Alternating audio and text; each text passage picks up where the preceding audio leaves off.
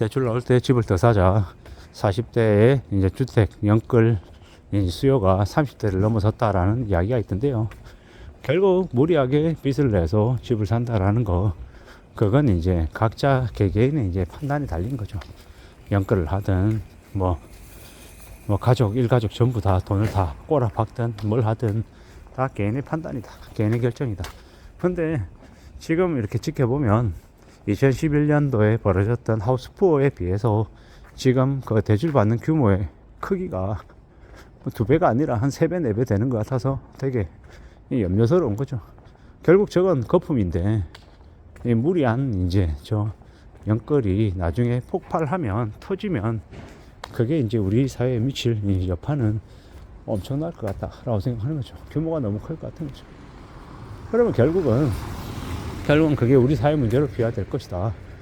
뭐 하우스푸어가 아니라 뭐 헬투어다, 뭐 이렇게 얘기하는 사람들도 있더라고요. 결국 빚을 피해갈 수는 없고, 그게 나중에 정리가 되려면 어떻게 해야 되겠습니까? 이 연끌한 사람들의 집을 채권자인 은행이나 금융권들이 이제 가져가서 팔아서 이제 채권을 이제 회수하려고 하는 이제 행위들을 하겠죠. 그렇게 이제 경매 처분하게 되면 경매 시장에 좀 더 낮은 가격으로 이제 내려오게 되고, 그러면 이제 일반 이제 주택 매매 시장에도 또 영향을 주는 거고, 그걸로 또 해결이 되면 다행인데, 경매 처분하고 남은 금액, 남은 대출 잔액은 또 고스란히 꼬리표처럼 따라가게 되는 거고, 집 하나 사겠다라고 빚을 한번 졌을 뿐인데 그의 인생이, 그 가족의 인생까지 같이 날아가는 이제 그런 일들이 이제 벌어지는 거죠. 참으로 녹록지 않고 쉽지 않은 상황인 것 같습니다. 누가 그렇게 무리하게 집을 사라고 강요를 했나? 찬찬히 따져보면 이전 정부부터 시작해서 지금까지 연끌을 조정하고 전세자금 대출을 해주고, 뭐 금융권들이나 아니면은 저기 대학 교수라고 하는 이들이나 유튜브 전문가라고 하는 이들, 모든 이들이 이제 같이 이제 연계가 된 공동 사기였다라고 생각합니다. 그러한 것들이 이제 지금의 이 사단을 만들었는데, 이게 얼마나 규모가 클지 이제 걱정이 되는 거죠.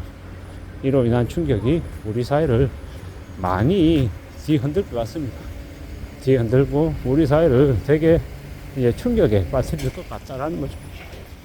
2025년부터 시작해서 6년, 7년, 8년, 9년, 좀 더 오랜 기간 아마 그 어려움 속에 살게 될 것 같습니다. 막막하죠. 겁이 많이 납니다. 많이 두렵다라는 거죠. 이러한 시대에 그 빚을 온전히 갖고 있는 사람들은 어떤 생각일까요? 아무 생각이 없을까요? 아니면 지금도 집값이 왕창 오를 거라는 기대감에 꿈에 부풀어 있을까요? 저는 창피합니다만은 2011년 하우스푸어, 제가 이제 그 당시에 하우스푸어였죠. 손해도 많이 봤었고, 그로 인한 충격 때문에 이제 좀 허덕이며 살았죠. 지금 와서 보면 무슨 생각이 드냐면 너무 욕심이 가했던 것 같습니다. 그래서 이번에는 아마 걸려들지 않았던 것 같습니다. 욕심을 과하게 부리면 그 욕심의 대가를 스스로가 질 수밖에 없다라는 걸 이제 교훈처럼 이제 가슴 속에, 머릿속에 새기고 있는 거죠. 세상에 공짜 없다라는 것. 그리고 내가 감당할 수 있고 견딜 수 있으면 가능한 얘기인데, 그러지 못하면 그게 이제 우리에게 복이 아니라 화가 된다라고 저는 생각하는 거죠. 살아가는 삶이 안 쉽잖아요. 어렵거든요. 무슨 배짱으로, 무슨 욕심으로, 무슨 기대감으로 그렇게 연끌을 했나 라는 의구심이 드는 거죠. 게다가 최근에는 2024년 들어서는 정책자금 지원해준다, 뭐 이런 명목으로 대출금리를 낮춰준다고 20대 30대들에게 또 대거 집을 사라고 했습니다. 그래서 또 그들이 또 무리하게 빚을 졌고요. 이런 이제 개막장 이제 정책들이 이 사람들을 더 연끌하게 부추겼습니다. 그리고 그 정책 자금으로 대출받은 이들도 시간이 지나면 어떻게 됩니까? 대출금리 똑같이 감당해야 됩니다. 그러면 비싼 가격에 이제 대출금리 또 제대로 물고, 그리고 또 지내면요, 결국 이제 다 이제 부담하게 되는 거죠. 결국 부동산 가격을 떠받들기 위해서 정부가 이제 사람들을 전부 다 이용했다라고 밖에 볼 수 없는 겁니다. 이제 그러한 일들이 사람들을 더 궁지로 몰고 소비를 못하게 만들고 이제 그만두지 못하게 만들고 더 이제 일하게 만드는 거죠. 노동력 부족 국가가 되는 걸 아마 기득권들이 영끌들에게 일을 하나가 아니라 두 가지 세 가지 더 하게 만들어서 그렇게 하게 해서 이제 해결하려고 한 건 아닌가라는 의심을 해보는 거죠. 앞으로 우리가 살아가는 삶이 참으로 더 어렵고 더 고민스럽고 걱정스러울 것 같습니다.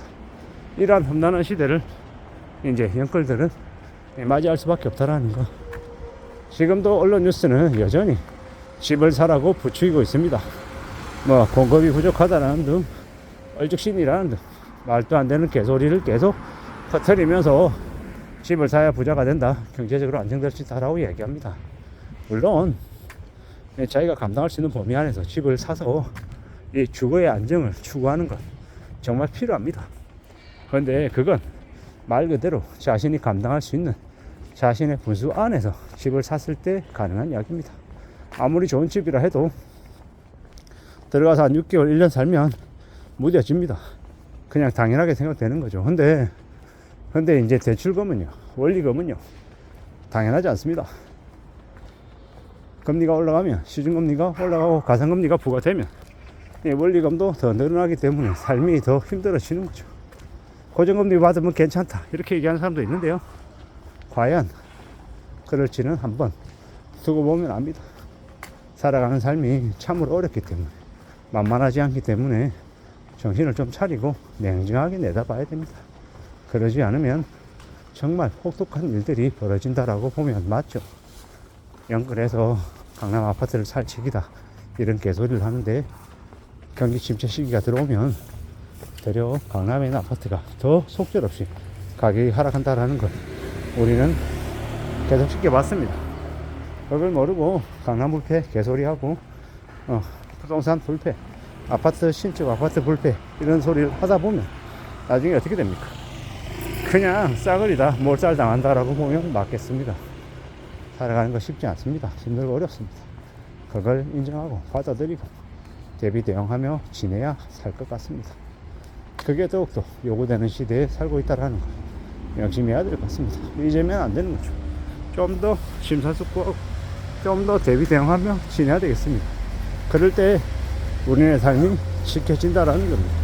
잘 따져보면 지낼 궁리를 해야 되겠습니다. 그게 필요하다라는 말씀은 드립니다. 아무쪼록 좀 더 조심하며 살아가자고 말씀드리고 싶습니다. 이상입니다.